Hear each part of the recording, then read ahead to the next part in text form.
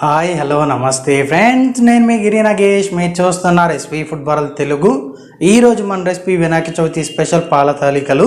ఈ రెసిపీ నేను చెప్పిన టిప్స్ అండ్ ట్రిక్స్తో ట్రై చేస్తే తాలికలు విరిగిపోకోకుండా పక్కా కొలతలతో ఎంతో టేస్టీగా చేసుకోవచ్చు.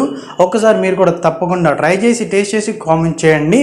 టేస్ట్ అనేది అదిరిపోతుంది. ముందుగా స్టవ్ మీద ఒక కడాయిని పెట్టుకుని అందులో 1 కప్పు వాటర్ని యాడ్ చేసుకుని అందులోనే 1 ఇంచు అంటే కొద్దిగా బెల్లం, చిటికెడంత సాల్ట్ని యాడ్ చేసుకుని మొత్తం బెల్లం అంతా కరిగి వాటర్ అంతా హీట్ అయ్యేంత వరకు బాగా కలుపుకోవాలి. మొత్తం అంతా కరిగిపోయి ఈ విధంగా హీట్ అయిన తర్వాత మనం ఏదైతే కప్పుతో వాటర్ తీసుకున్నామో అదే కప్పుతో 1 కప్పు పొడి బియ్యం పిండిని ఇందులో వేసుకోవాలి. 1 కప్పు అంటే 200 గ్రామ్స్ వేసుకుని లో ఫ్లేమ్ మీద వాటర్ అంతా అబ్జర్వ్ చేసుకునేంత వరకు బాగా కలుపుకోవాలి. మొత్తం అంతా కలిసి ఈ విధంగా వచ్చిన తర్వాత స్టవ్ ఆఫ్ చేసేసి 1-2 నిమిషాల పాటు మూత పెట్టి పక్కన పెట్టేసుకోవాలి. ఇలా చేసుకోవడం వల్ల ఎక్కడైనా మనకి లోపల పచ్చిగా ఉండేది మొత్తం అంతా బాగా ఉడికిపోతుంది. ఈలోపు వేరే స్టవ్ మీద ఒక కడాయిని పెట్టుకుని అందులో 1 టేబుల్ స్పూన్ నెయ్యిని యాడ్ చేసుకుని నెయ్యి అంతా కరిగిన తర్వాత 15 పలుకులు జీడిపప్పును వేసుకుని లైట్ గోల్డెన్ కలర్లో వేయించుకొని ఒక బౌల్లో తీసుకుని పక్కన పెట్టుకోవాలి.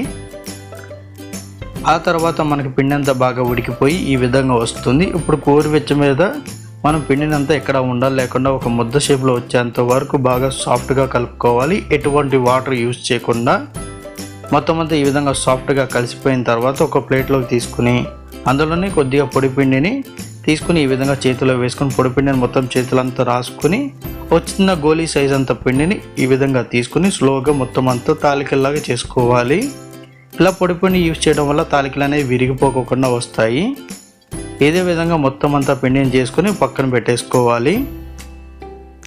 ఆ తర్వాత స్టవ్ మీద ఒక గిన్నెని పెట్టుకొని అందులో 1/2 kg బెల్లం తురుముని యాడ్ చేసుకుని అందులోనే 100 ml వాటర్ని వేసుకుని మొత్తం బెల్లం అంతా కరిగేంత వరకు బాగా హీట్ చేసుకోవాలి. బెల్లం కరిగితే సరిపోతుంది, మనకి తీగపాకం లాంటివి రానవసరం లేదు. ఆ తర్వాత స్టవ్ మీద మళ్ళీ ఒక గిన్నెని పెట్టుకొని అందులో 1/2 లీటర్ వాటర్ని యాడ్ చేసుకుని వాటర్ అంతా బాగా మరిగేంత వరకు మూత పెట్టి మీడియం ఫ్లేమ్ మీద మరగనివ్వాలి. వాటర్ అంతా మరిగిపోయి ఈ విధంగా వచ్చిన తర్వాత ఇప్పుడు మనం ముందుగా రెడీ చేసుకున్న తాలికల్ని ఒకటేసారి మొత్తం అన్ని యాడ్ చేసుకోకుండా కొద్దిగా ఈ విధంగా వేసుకుంటూ మొత్తం అన్నిటిని వేసుకున్న 1-2 నిమిషాల తర్వాత స్లోగా తాలికలు అంటుకోకుండా విరిగిపోకుండా ఈ విధంగా మొత్తం అంతా కలుపుకోవాలి. ఇలా కలిసిన తర్వాత మూత పెట్టేసి 5 నిమిషాల పాటు మీడియం ఫ్లేమ్ మీద ఉడకనివ్వాలి. 5 నిమిషాల తర్వాత మొత్తం అంతా ఉడికిపోయి ఈ విధంగా వస్తుంది తాలికలు. ఇప్పుడు ఇందులోకి తురిమి పెట్టుకున్న 1 అరచెక్క పచ్చి కొబ్బరి తురుముని ఇందులో యాడ్ చేసుకోవాలి. కొబ్బరి అనేది నేను తురిమి వేసుకుంటున్నాను, మీరు ముక్కల కింద కూడా యాడ్ చేసుకోవచ్చు, మీ ఇష్టం.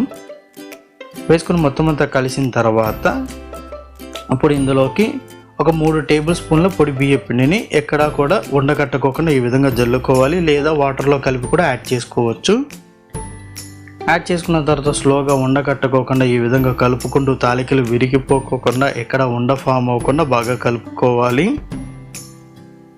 మొత్తం అంతా కలిసి ఈ విధంగా వచ్చిన తర్వాత ఇప్పుడు ఇందులోకి ఒక స్టెయినర్తో మనం ముందుగా బెల్లాన్ని కాచి పెట్టుకున్నాక ఆ పాకం అంతా స్టెయినర్తో ఫిల్టర్ చేసుకుంటూ బెల్లం పాకం అంతా ఇందులో వేసుకోవాలి.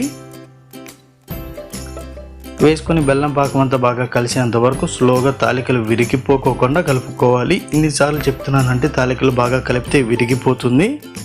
ఇలా కలిసిన తర్వాత ఇప్పుడు ఇందులోకి 1 పావు చెంచా ఇలాచీ పౌడర్ని యాడ్ చేసుకుని ఒకసారి కలుపుకొని 5 నిమిషాల పాటు మీడియం ఫ్లేమ్ మీద ఉడకనిచ్చి స్టవ్ ఆఫ్ చేసేసుకోవాలి. 5 నిమిషాల తర్వాత స్టవ్ ఆఫ్ చేసేసి మీడియం హీట్ మీద ఉన్నప్పుడు కాచి పెట్టుకున్న 1/2 లీటర్ పాలను ఇందులో యాడ్ చేసుకోవాలి. స్టవ్ ఆన్ చేసి పాలను యాడ్ చేసుకోవడం వల్ల పాలు అనేది విరిగిపోతుంది.